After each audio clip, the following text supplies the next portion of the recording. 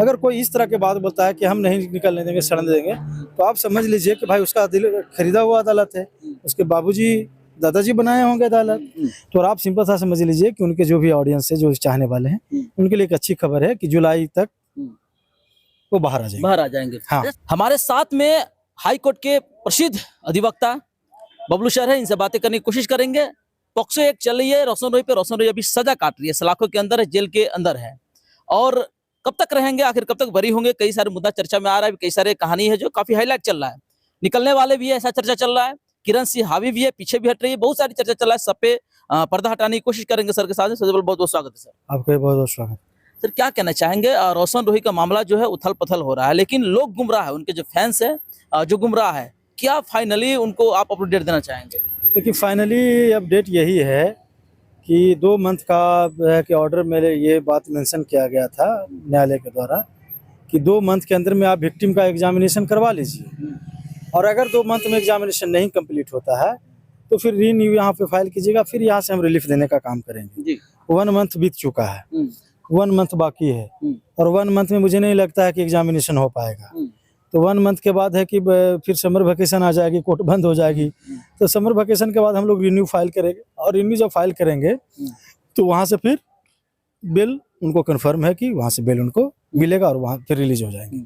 सुने कि 2 जो अथी था, क्या बोलते हैं, डेट था, उन पे पहुंच नहीं पाई किरण सिंह। हाँ, इसके लिए देखिए 15 दिन पर अपेयरेंस होता है, 2 डेट पे नहीं पहुंच पाई हैं, 2 डेट और बच गया है, 2 अपेयरेंस और है, और मुझे नहीं लगता कि समर वेकेशन आ जाएगा, बीच में छुट्टी हो जाएगी, तो 2 मंथ जैसी कंप्लीट होगा उसके बाद तो फिर रिन्यूअल हम लोग फाइल करेंगे ही। 2 मंथ का न्यायालय के द्वारा टाइम दिया गया था, तो वो टाइम लैप्स हो जाए, हम लोग उसी का वेट भी कर रहे हैं।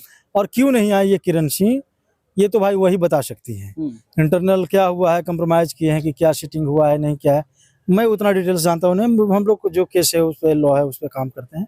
तो और आप सिंपल सा समझ लीजिए कि उनके जो भी ऑडियंस है, जो चाहने वाले हैं, उनके लिए एक अच्छी खबर है कि जुलाई तक वो बाहर आ जाएंगे। हाँ। सर जो जिस एज के ऊपर लेकर के जो किरण सिंह नाबालिग कही जाती थी, उसको लेकर के एफआईआर हुआ था, तो क्या वास्तव में किरण सिंह नाबालिग है? बिल्कुल नाबालिग नहीं है, अरे बालिग है। आप देखिए ना आप चीजों को, कोई अगर 40-45 साल का बूढ़ा के बोलेगा कि मेरा उम्र अभी 20 से 22 साल है, अब मान लीजिएगा, कुछ कॉमन सेंस भी होता है।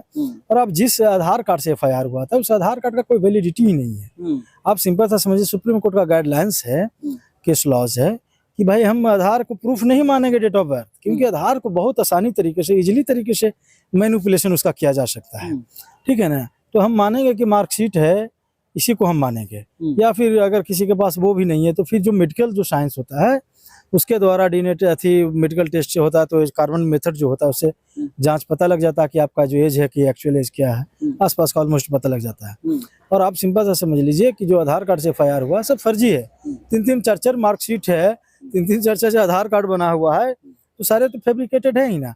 ये अदालत में टिकेगा नहीं, अभी तो बेल का मैटर है, बेल तो बाहर निकलने दीजिए, अदालत में टिकेगा नहीं, अदालत में खत्म हो जाएगा, धराशायी हो जाएगा, और उसे रोई बरी भी हो जाएंगे। जो किरण सिंह जो है ताल ठोक करके कहती, सीना ठोक करके कहती थी कि निकलने नहीं देंगे, जेल के अंदर रोशन रोही को सड़ा देंगे, लेकिन अब वो स्वयं डेट पे पहुंच नहीं पाती, क्या वजह हो सकता है? देखिए जेल में सड़ा देंगे, अब निकलने नहीं देंगे, भाई बेल जो है कि नेचुरल जस्टिस का एक पार्ट है ना, बेल लॉ है ना, कहता bail is a rule, jail is an exception, है ना। तो इसका मतलब ये नहीं हुआ कि साल भर जेल में रह गए हैं तो बेल में मिलेगा ही नहीं। आप बताइए ना, आप लोग पत्रकार हैं सब, आप लोग भी इतना तो जानकारी होगा कि भाई मर्डर में भी लोग जाते हैं तो बेल हो क्या आता है। मैं मानता हूँ कि सीरियस ऑफेंस है, पॉक्सो है, लेकिन ऐसा थोड़े है कि आप बिना बेल के आप उसको सड़ा दीजिएगा, बिना ट्रायल कहीं सड़ा दीजिएगा, ऐसा नहीं है। और किसी के कहने से नहीं होता है, अदालत सबके लिए है, आपके लिए भी अदालत उतना ही बराबर है, मेरे लिए भी उतना है, सबके लिए उतना ही काम करेगा। अक्यूज के लिए, विक्टिम के लिए, दोनों को बैलेंस करने का काम करते हैं। अगर कोई इस तरह की बात बोलता है कि हम नहीं निकलने देंगे, सड़ने देंगे, तो आप समझ लीजिए कि भाई उसका दिल खरीदा हुआ अदालत है, उसके बाबूजी दादाजी बनाए होंगे अदालत है। जिसे राजा पद्धति में मोनार्की सिस्टम पहले था तो कहता था कि उसको 50 साल फांसी पे लटका दो, उसका उंगली काट दो, हाथ काट दो, कान काट दो। तो राजा का पद्धति सिस्टम था तो उसमें चलता था ना, मनु सिस्टम था, मनुवाद सिस्टम था, तो उसमें भी चलता था। तो ये सिस्टम नहीं है, डेमोक्रेटिकल सिस्टम है, कॉन्स्टिट्यूशन से देश चलेगा, कानून से देश चलेगा, न्यायालय भी कानून से चलेगी। इसीलिए ये जो बातें बोलते हैं भाई, कैसे बोलते हैं, क्यों बोलते हैं, मुझे इसके बारे में टिप्पणी भी नहीं करनी। अच्छा, रोशन एक सुपरस्टार है, रोशन रोय के ऊपर कई सारे चार्ज लगे हुए हैं, तो क्या लगता है कि अगर एविडेंस नहीं जुटा पाएगी तो सब बरी हो जाएंगे रोशन रोय? हाँ बिल्कुल, कहाँ से एविडेंस जाता है, झूठ कितना चलेगा आपका अदालत में, एक दो झूठ चल जाता है, तमाम जब पूरा केसेस झूठ पे टिका हुआ है तो फिर कहाँ से आप टिक पाइएगा, तो ट्रायल चलेगा तो सब दूध का दूध पानी का पानी हो ही जाएगा वहाँ पे। लेकिन एक सुपरस्टार का, एक लोकप्रिय गायक का जो है करियर को बर्बाद करना, क्योंकि कई महीनों से जेल के अंदर है, सलाखे के पीछे है, तो ये इसके लेकर के इसका मुआवजा कौन भर सकता है?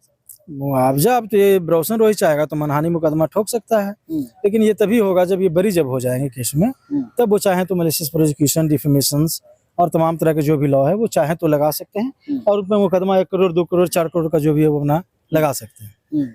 सर, कब तक फाइनली वो आ जाएंगे रोशन रोय बाहर? जुलाई समझिए, फुल जुलाई, जुलाई के बाद वो बाहर आ जाएंगे? हाँ जुलाई तक। मतलब उनके फैंस के लिए बड़ी खबर है ये। बड़ी खबर है, अच्छी खबर है, सच्ची खबर है।